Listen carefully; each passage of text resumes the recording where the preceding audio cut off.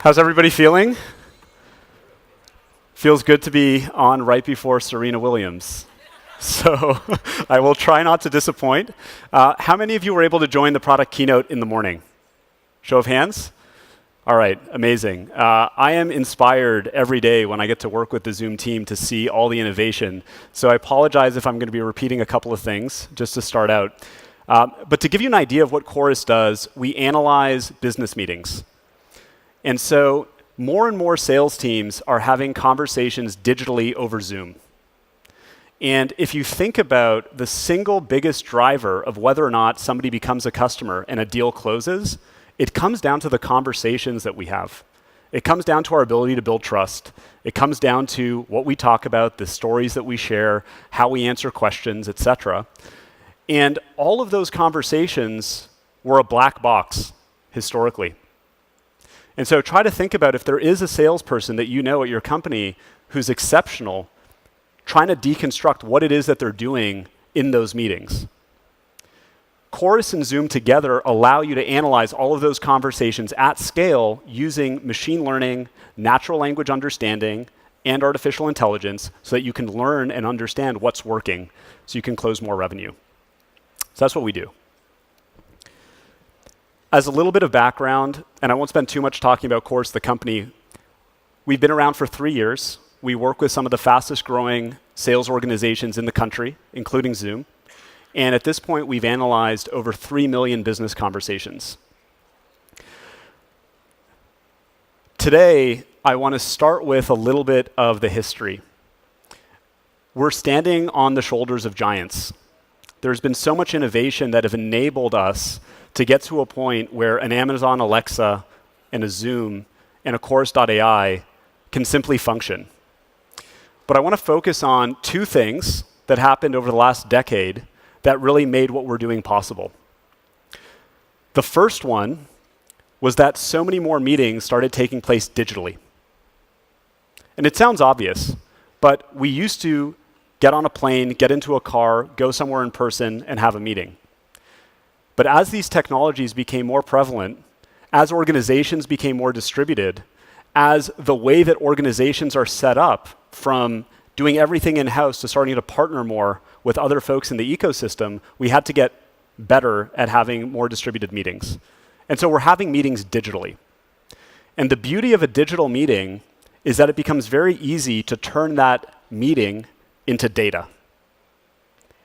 If we were having an in-person meeting and we wanted to turn it into data, somebody would actually have to take a device out, put it on the table, hit a button, and we know that whenever people have to do something, the likelihood of adoption falls off a cliff.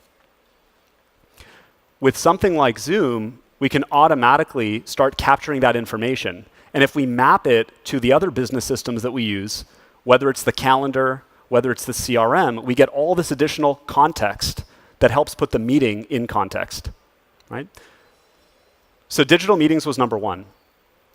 The second step change came in 2011 from a paper that was released by Microsoft Research around deep learning technology. The accuracy of speech recognition went up dramatically when that paper was released. And so for those of you that remember using something like Dragon Naturally Speaking, in the 2000s or in the 90s, it's very, very different. So now, not only can we capture the data, but we can convert that speech into text, which we can then analyze and do something with. So those were the 2 big things. Compared to what Milo did with Amazon, I wanted to take a bit of a different approach and give you 4 predictions. I may be wrong, but I wanted to put a stake in the ground so that we could have a conversation about where we think meetings are going. I'll start with prediction 0. Just because we were talking about Amazon at first. Prediction 0 is that there are going to be a lot of different types of AI that participate in your meetings. There will be AIs like Alexa that are very generic. And what I mean by generic isn't that they're simple, but I mean if you were to ask a random person on the street, can you turn on the light? Can you schedule this meeting for me? Can you start the meeting? That random person on the street would be able to understand that. And those are the types of things that an Alexa will be solving. But imagine that you ask somebody random on the street, can you analyze and improve my sales process? Chances are they're not going to have an answer because there's really deep specialization that's required to answer a question like that. And so we'll start to see deep domain expertise in different areas. Chorus.ai is one example of that, but we're also seeing other examples in healthcare, where doctors, for example, will have bots that are listening to the consultations they're having with patients, transcribing them, analyzing them, then giving them real-time suggestions around how to have a better interaction with a patient.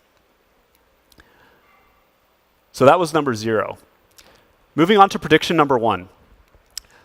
Meeting quality will be measured. I'd like to ask for a show of hands, how many of you tend to spend at least 10 hours in meetings a week? Put your hand up. Okay, almost everybody in the room. I'd like you to keep your hand up if you feel like those meetings are a good use of time. Okay, a lot fewer hands stay up, right? You know that famous saying that you can't improve what you can't measure? Meetings are a black box. We have no idea what's happening in the thousands and thousands of hours a month that we all spend in meetings. Harvard Business Review agrees with you. Right? 70% or more of managers don't think that meetings are effective or efficient. I want you to imagine a world where meetings are digital and you can get any type of data or analytics on those meetings so that you can be more effective. Imagine that at the end of every month, you got a report that let you know how many hours of internal meetings your company had or your team had, and how many of those meetings they spent talking to people outside the company. Imagine that you got engagement data, so that if there was a 12-person meeting that happened every week, and every week there were 2 people in the meeting that were talking for 90% of the time. The remaining 10 people were barely engaged at all. And then imagine that you also found out that there were very rarely any decisions being made in those meetings. That would be game-changing. Because without data, there's no platform for change. There's no burning platform to say we need to do better, we need to improve something. And so organizations are flying blind. When you add all that up, it ends up becoming millions and millions of dollars of people costs. And if you translate those meetings into sales meetings, which are driving and supporting all of the revenue in an organization, it ends up supporting billions of dollars of revenue. So I believe that as meetings become digital, and Zoom this morning started sharing more and more of the types of analytics and data that you'll be able to capture from the meetings, we're going to start seeing organizations making different types of decisions based on the data and the analytics from these meetings.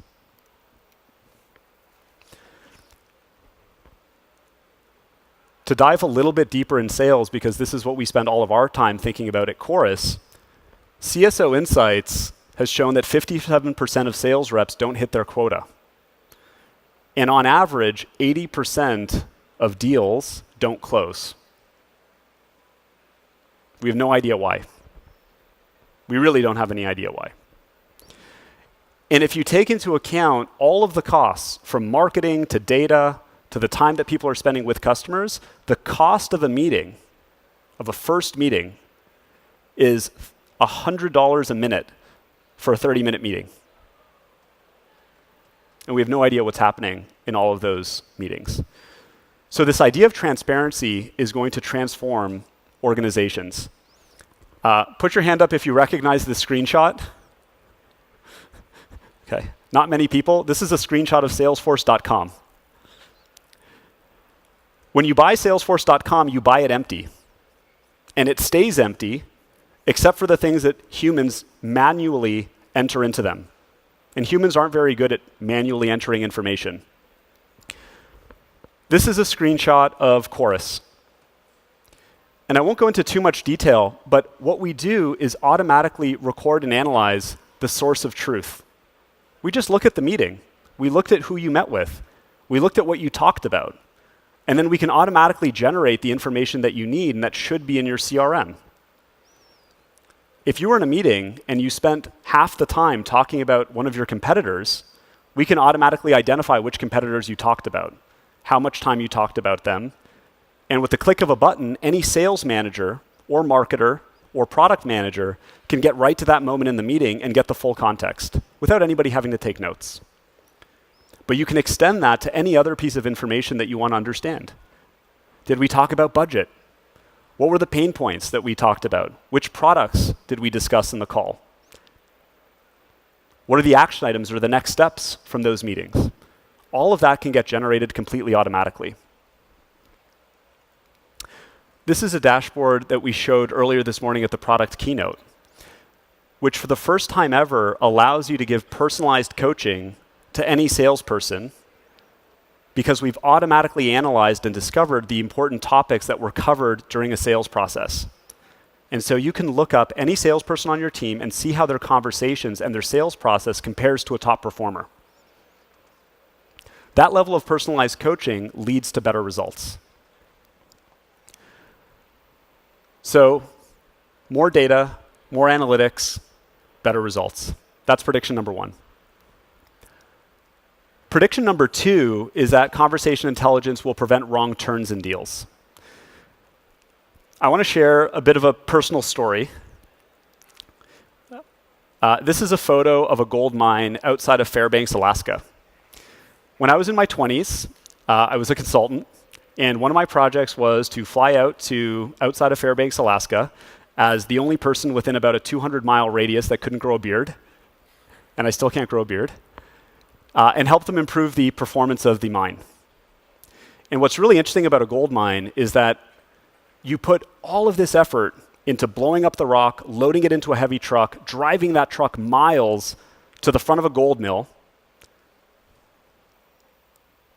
There's a truck on the left, that's me, and then there's the gold mill on the right. You get it to the gold mill, and then you have one shot as that iron ore is going through the mill to extract the gold, which is the entire reason the mine exists. And any gold that you don't extract gets thrown out into a thing called a tailings pond, gone forever. So you have one shot. And that taught me a really important lesson because business is very similar. In sales, you basically have one shot to have an effective conversation with a prospect. If we think back to those inefficient meetings, internal meetings that we have, can have a 1-hour meeting, we don't cover everything that we needed to cover, what are we going to do? Ask for more time. And you're probably going to give it. But imagine that somebody from another company reaches out to you and asks for 30 minutes of your time, and they waste it. And then they ask for more time. Would you give it to them? Probably not. So the second prediction is that we'll have co-pilots that are in meetings that are bringing contextually relevant information to you in the meeting so that you can be more effective. So when it's costing $100 a minute and somebody asks you a question, you'll have the best answer possible. I'm going to show a very quick video. This is not the Chorus product, but it is our underlying technology. And so we just recorded a 20-second video to give you a sense of what it's like when you have technology that can understand a conversation as it's happening. And I want you to pay attention to 2 areas. The first is going to be in the top left, where you'll be able to see engagement. So who in the conversation is talking in real time. And the reason that that's so important is because pulling people into a conversation really matters. If we have a 3 or 4 person meeting and 2 people aren't talking at all, that's not good, right? We want to pull them in. And the second thing is in the bottom right, where as we're having a conversation, the topics are automatically going to pop up, and those are based on just listening to the conversation. So I want you to imagine an AI that's understanding the conversation as it's evolving and then bringing you real-time information. So sorry, could we play the video, please? Hey, Roy. Hey, Dominic, can you hear me okay? Because I just recently switched to AT&T over from Verizon. Yeah, it sounds great. That's an interesting one. I'm an AT&T customer myself, but my wife's on T-Mobile, so. I hear you. Well, quick question. I know that you were thinking about putting solar panels on. Did you start working on that?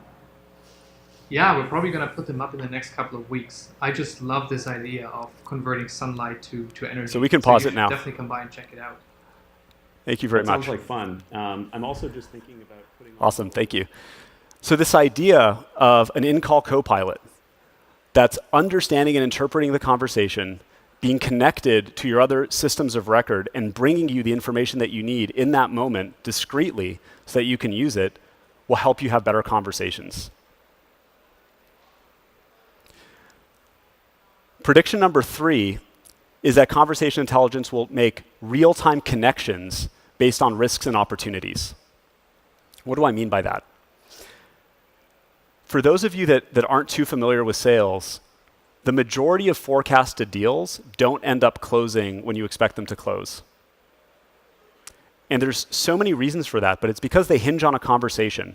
And there are sometimes hints that come up in a conversation that salespeople don't pick up on.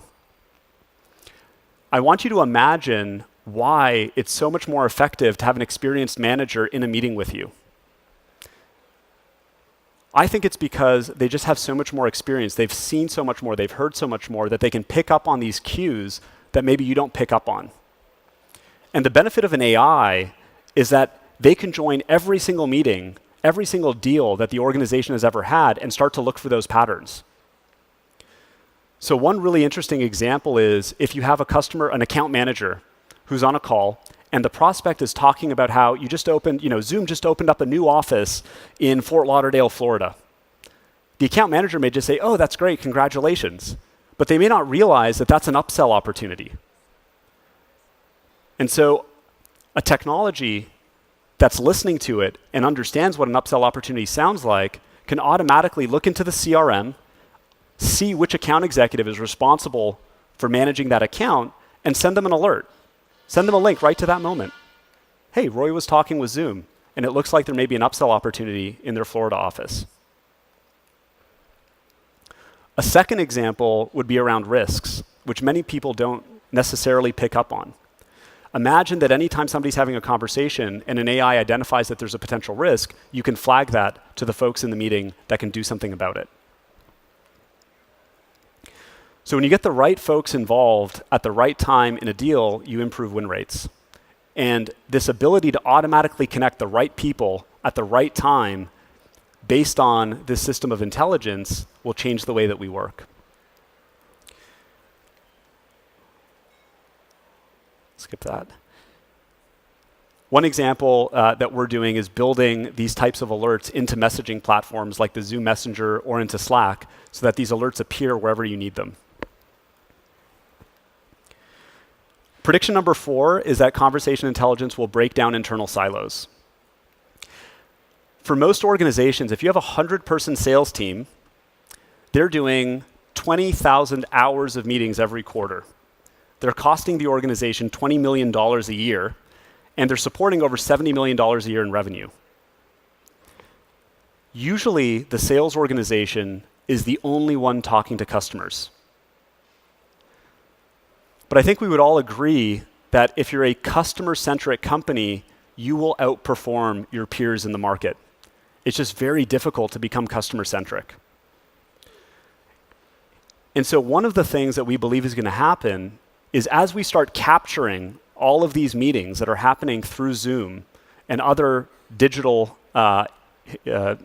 platforms, that information becomes available to the entire organization, and that breaks down silos.